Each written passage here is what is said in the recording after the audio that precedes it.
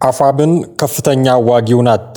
ከሰሞኑ በነበረው ውጊያ ላይ አንድ ስመ ገናና የፋኖ አዋጊ ስለመገደሉ መረጃዎች እየወጡ ነው። የአፋብን የበላይ እዝ መይሳው ካሳ ሁለተኛ ኮር ዋና አዛዥ የነበረው ማንዴላ እያዩ ጎንደር ውስጥ በነበረ ውጊያ ነው የተገደለው። ይህ አይነቱ ሁኔታ ያሳሰባቸው የፋኖ ደጋፊዎች መሪዎችን ከፊት አድርጎ መዋጋቱ ይቆም የሚል ጥሪን እያቀረቡ ነው። በጎንደር ፋኖ ውስጥ ከአንድነቱ ችግር ጋር እኩል ገዝፎ የምናየው ስህተት ቢኖር መሪዎችን ከፊት ማሰለፍ፣ ውጊያ ላይ ተሳታፊ ማድረግ ነው። ይህ ስህተት አንዴና ሁለቴ አይደለም፣ 3-4 ጊዜም አይደለም፣ ሁሌም የምናየው የማይቀረፍ መከራ ነው በማለት ምሬታቸውንም እየገለጹ ነው። ለዚህም ማስረጃችን ብለው ያቀረቧቸው ከዚህ በፊት በውጊያ የተገደሉ አመራሮቻቸውን ነው። ቻላቸው ኔው፣ ኪሮቤል፣ ዘመቻ ሞላ፣ ገብረ መስቀል፣ አሸሽም ዮሐንስ፣ ውባንተ አባተ፣ ኮሎኔል ታደሰ፣ ናሁሰኔ አንዳርጌና ከፍ ያለው ደሴ በዚህ አይነት ሁኔታ እንደተገደሉ በማንሳት መሪዎችን ከፊት አሰልፈው ማዋጋት ቢበቃ የሚል ምክረ ሐሳብም እየሰጡ ነው። ይህ ብቻም አይደለም። እነዚህ ሁሉ የተሰዉት ከፊት እየተዋጉ ሲሆን አሁን ካሉት አመራሮች አብዛኞቹ ውጊያ መካከል ገብተው ቆስለው ያገገሙ ናቸው የሚል መረጃም እየወጣ ይገኛል። ይህ በእንዲህ እንዳለ በፋኖች መካከል ሰሞኑን የተነሳው ውዝግብም እጅግ አነጋጋሪ ሆኗል። አንደኛው ወገን እኛ የምንታገለው ለስልጣን ነው ሲል፣ ሌላኛው ደግሞ ለሕዝባችን ነጻነት ነው ሲል ይደመጣል። ይህ ልዩነት የመጣው ሰሞኑን ምርጫ ቦርድና የፌዴሬሽን ምክር ቤት ያወጡት መግለጫ ከተሰማ በኋላ ነው። በዚህ ብዙዎችን ባነጋገረው መግለጫ ላይ የወልቃይትና ራያ ጉዳይ ዳግመኛ መነጋገሪያ መሆኑ ይታወቃል። በዚህ ውሳኔ ዙሪያ ፋኖ እንደ አንድ ድርጅት አቋም አለመውሰዱን ተከትሎ ነገሩን እንዴት ያዩታል የሚል ጥያቄ በብዛት ይሰማ ነበር። እናም ይህ የምርጫ ቦርድ አዲስ ውሳኔ ለፋኖ ወልቃይት ላይ ያለውን አቋም ለሁለት ከፍሎበት ተገኝተዋል። ይህ ውሳኔ ተገቢ አይደለም፣ የምንታገለው ለሕዝባችን ነጻነት ለርስታችን መመለስም ጭምር ነው የሚሉ ፋኖች የመኖራቸውን ያክል የለም እኛ የምንታገለው ለቁራጭ መሬት ሳይሆን ለስልጣን ነው፣ ስልጣኑን ከያዝን ሌላው በሂደት ይመለሳል የሚል ዝንባሌ ያላቸውም ተገኝተዋል። የእስራኤሉ ፕሬዝዳንት አይዛክ ኤርዞግ ለይፋዊ የሥራ ጉብኝት አዲስ አበባ ገብተዋል። ፕሬዝዳንቱ ቦሌ ዓለም አቀፍ አውሮፕላን ማረፊያ ሲደርሱ የውጭ ጉዳይ ሚኒስትር ጌዲዮን ጢሞቴዎስ ናቸው የተቀበሏቸው። ፕሬዝዳንቱ በቆይታቸው በተለያዩ የሁለትዮሽ ቀጠናዊ ጉዳዮች ላይ ይመክራሉ ተብሎ ይጠበቃል። የእስራኤሉ ፕሬዝዳንት የመጡት የቱርክ ፕሬዝዳንት ረሲብ ጣይብ ኤርዶሃን በመጡ በሳምንቱ ነው። ኤርዶሃን አዲስ አበባ በነበሩበት ጊዜ እስራኤል ለሶማሌላንድ የሰጠችው የሀገርነት እውቅና ሶማሌላንድንም ሆነ የአፍሪካ ቀንድን እንደማይጠቅም ተናግረው ነበር የሄዱት። ይህ ከሆነ ከሳምንት በኋላ የእስራኤሉ ፕሬዝዳንት ለይፋዊ ጉብኝት አዲስ አበባ ገብተዋል። በአማራ ክልል ውስጥ በመንግስት ኃይሎችና በፋኖ ታጣቂዎች መካከል ግጭት ከተከሰተ ከሐምሌ 2015 ዓ.ም ወዲህ ታይቶ የማይታወቅ የመንግስት ተቋማት ውድመት በደብረ ታቦር ከተማ ደርሷል። በክልሉ ባለፉት ዓመታት የንጹሃን ግድያን ጨምሮ ንብረቶች መውደማቸውን የተለያዩ ሪፖርቶች ያመላከቱ ሲሆን ግጭቱ ከተቀሰቀሰ ወዲህ በከተሞች ላይ ግን ሰፊ ውድመት ሲደርስ የደብረ ታቦር የተቋማት ውድመት የመጀመሪያው ነው ተብሎለታል። ቢቢሲ አማርኛ አስመልክቶ ባወጣው መረጃ ላይ በከተማዋ ረቡዕ የካቲት 4 ቀን 2018 ዓ.ም ከጠዋት 12 ሰዓት እስከ ቀኑ 10 ሰዓት ገደማ በዘለቀው ግጭት ውስጥ ከቀበሌ አስተዳደር ጽሕፈት ቤቶች እስከ ዞን መሪዎች ድረስ 20 የሚደርሱ ተቋማትና ተሽከርካሪዎች መውደማቸውን ገልጿል። ከአማራ ክልል ዋና ከተማ ባህር ዳር 100 ኪሎ ሜትር ገደማ ርቀት ላይ በሚገኘው በደቡብ ጎንደር ዞን ከጥር መጨረሻ አንስቶ በፋኖ ታጣቂዎችና በመንግስት ኃይሎች መካከል ከባድ ውጊያ ሲደረግ እንደነበር ይታወሳል። የፋኖ ኃይሎች በበኩላቸው በአካባቢው ጠንካራ ጥቃቶችን ፈጽመው ወረዳዎችን ከመንግስት ኃይሎች በማስለቀቅ መቆጣጠራቸውን አስታውቀው ነበር።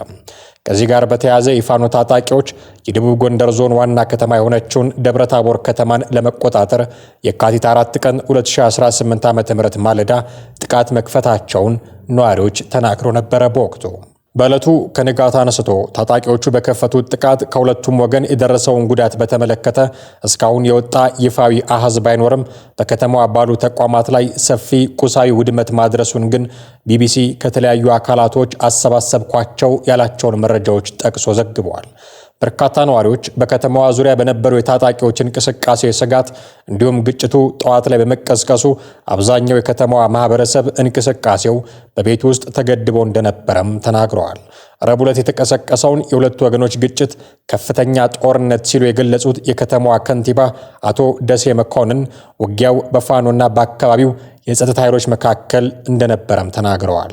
አንድ የደብረ ታቦር ነዋሪ በማህበራዊ ትስስር ገጾች ምስሎችን ካዩ በኋላ ደጅ ላይ ወጥተው ጥቁር ጭስ ወደ ሰማይ ሲግተለተል መመልከታቸውንም ገልጸዋል። ጭሱን ሲመለከቱ ተደናግጠናል፣ ሁሉም ሰው ደንግጧል፣ ጥሩ ስሜት አልነበረንም ሲሉ የነበረውን ሁኔታ ያስታውሳሉ። ሌላ ነዋሪም በከተማዋ ዳርቻ ላይ የሚገኙ ተቋማት ቀኑን ሙሉ ሲቃጠሉ እንደነበረ ተናግረዋል። ሌላ ነዋሪ ደግሞ 2 ፖሊስ ጣቢያዎችን ጨምሮ 5 የመንግስት ተቋማት ሙሉ ለሙሉ አመድ ሆነው መውደማቸውን በዓይናቸው እንዳዩ ተናግረዋል። ሌሎች ነዋሪዎችና የከተማው አስተዳደር በሰጡት መረጃም በ4 የመንግስት መዋቅር ስር የሚገኙ ተቋማት አምቡላንሶች፣ ተሽከርካሪዎች፣ ማሽኖችና ሰነዶችን ጨምሮ የቢሮ መገልገያ ቁሳቁሶች የቃጠሎ ሰለባ መሆናቸውንም ለማወቅ ተችሏል። የደቡብ ጎንደር ዞን ለወረዳዎች የሚከፋፈል መድኃኒት ማከማቻ ያለውን ጤና መምሪያ እና በጣሊያን የወረራ ጊዜ የተገነቡ የዞኑ መሬት ሲቪል ሰርቪስና ፖሊስ መምሪያዎችን ጨምሮ 6 ቢሮዎች መቃጠላቸውን እማኞች ተናግረዋል። አንድ ግቢ ውስጥ የድሮ ከንቲባ ቢሮ ተብሎ በሚጠራ ስፍራ የሚገኙ የደብረ ታቦር ከተማ አስተዳደር 6 ቢሮዎች እንዲሁም የገብርዬ ክፍለ ከተማ ፖሊስ ጣቢያን ጨምሮ 2 የአስተዳደር ጽሕፈት ቤቶች መቃጠላቸውን ምንጮቹ ተናግረዋል። ደብረ ታቦር በዙሪያው ያሉ ቀበሌዎችን በወረዳነት ያቀፈው የፋርጣ ወረዳ ዋና መቀመጫ ስትሆን የዚህ ወረዳ ፖሊስ ጣቢያና ገቢዎች ቢሮን ጨምሮ በአጠቃላይ 4 ተቋማትና በርካታ ተሽከርካሪዎች መውደማቸውም ታውቋል። በዚህ ወረዳ ዙሪያ የሚገኙ የግለሰብ ቤቶችን መቃጠላቸውን ነዋሪዎች ሲናገሩ የከተማዋ ከንቲባ አቶ ደሴ መኮንን 4 የግለሰብ ቤቶች መቃጠላቸውን ተናግረዋል። አንድ ነዋሪ ማንነታቸውን መግለጽ ያልፈለጓቸው የመንግስት የሥራ ኃላፊ የመኖሪያ ቤት እንዲሁም የዞን አመራሮች መጠለያ የተባለ እንግዳ ማረፊያም መቃጠሉን ጠቁመዋል።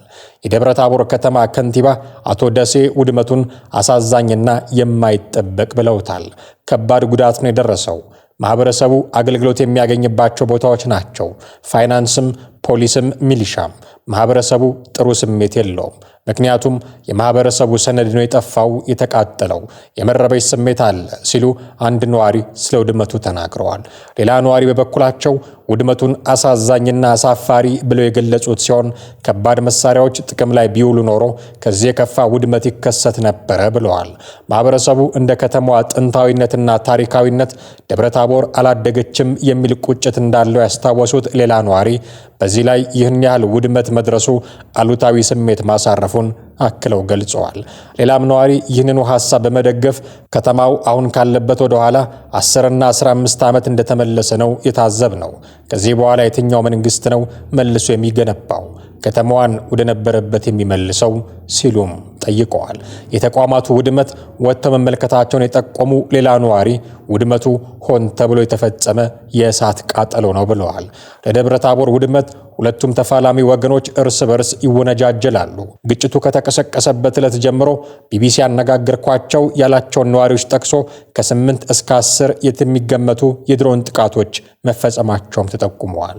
2 ነዋሪዎች የድሮን ጥቃቶቹ ከተማ ውስጥ ሳይሆን ወጣ ባሉ አካባቢዎች ላይ መፈጸማቸውን ሲናገሩ፣ የከተማዋ ከንቲባም ጥቃቱ ከተማ ውስጥ አለመፈጸሙን ጠቁመዋል። በከተማዋ አገልግሎት ሰጪ ተቋማት ላይ የደረሰውን ውድመት መጠን እንዲሁም ለመልሶ ግንባታ የሚያስፈልገውን ገንዘብ ለማወቅ ምርመራ እየተደረገ መሆኑንም የደብረ ታቦሩ ከንቲባ ተናግረዋል። ነዋሪዎች ውድመት ከደረሰ ከሳምንት በኋላ ጉዳት የደረሰባቸው ተቋማት እየተጸዱ መሆኑን ተናግረዋል። ደብረ ታቦር የድንጋጤና የሐዘን ስሜት ውስጥ ተውጣ እንደነበረ አንድ ነዋሪ እንዲሁ ተናግረዋል። የሰው የትራንስፖርት እንቅስቃሴ የተገታ ነበረ። ሰው የመደንገጥና ያለመረጋጋት ስሜት ውስጥ ነበረ። አሁን ወደ ስራ የመግባት የመረጋጋት ነገር አለም ብለዋል ነዋሪዎቹ። ተጨማሪ 2 ግድቦች በአባይ ወንዝ ላይ። ኢትዮጵያ በአባይ ወንዝ ላይ 2 ተጨማሪ ግዙፍ ግድቦችን ለመገንባት ማሰቧን ተከትሎ ነው ግብጽ የባህር በር ላይ እተባበራለሁ ያለችው ተብሏል። በቀይ ባህር ቀጠና አዲስ የኃይል አስተላለፍ እየተመሰረተ ባለበት በዚህ ወቅት ኢትዮጵያ በአባይ ወንዝ ላይ 2 ተጨማሪ ግዙፍ ግድቦችን ለመገንባት በከፍተኛ ፍጥነት እየሰራች መሆኑ ተሰምቷል። ኢትዮጵያ በእስራኤል የበላይነት ጠባቂነት በሚደራጀው አዲሱ ቀጠናዊ የኃይል አስተላለፍ ውስጥ በመግባት የህዳሴውን ግድብ እንደማይቀለበስ እውነታ በመቁጠር ወደ ቀጣይ ግንባታዎች መሸጋገሯም ታውቋል። ኢትዮጵያ በአዲሱ ጥምረት ውስጥ ሙሉ በሙሉ ከመግባቷ በፊት ግብጽ የናይል ወንዝ አጠቃቀምን በተመለከተ ስምምነት ላይ ለመድረስ ወዳጅ ሀገራትን አማላጅ በመላክ ላይ ትገኛለች። ለሁለቱ ግድቦች ግንባታ የሚውል አስተማማኝ ፋይናንስ የተገኘ ሲሆን ቶርክ ተርባይን እና የኤሌክትሮሜካኒካል መሳሪያዎችን እንድታቀርብ ከመግባባት ላይ መደረሱ እንዲሁ የስጋት ምንጭ መሆኑም ተጠቁሟል። ፕሬዝዳንት ረሲብ ጣይብ ኤርዶጋን በአዲስ አበባ በነበራቸው ጉብኝት ለጥያቄው በጎ ምላሽ መስጠታቸው ተሰምቷል። ዘናሽናል የተሰኘው የመካከለኛው ምስራቅ የዜና ምንጭ የግብጽ ዲፕሎማቲክ ምንጮችን ዋቢ አድርጎ እንደዘገበው ግብጽ የኢትዮጵያን የባህር በር ጥያቄ ለመደገፍ ፍላጎት አሳይታለች። ግብጽ ይህንን ድጋፍ የምትሰጠው የአባይ ውሃ ጉዳይ ዘላቂ እልባት የሚያገኝ ከሆነ መሆኑም ተገልጿል በማለት የዘገባው ዜና መነሻው የኢትዮጵያ ቀጣይ ግድቦች እቅድ መሆኑም ታውቋል።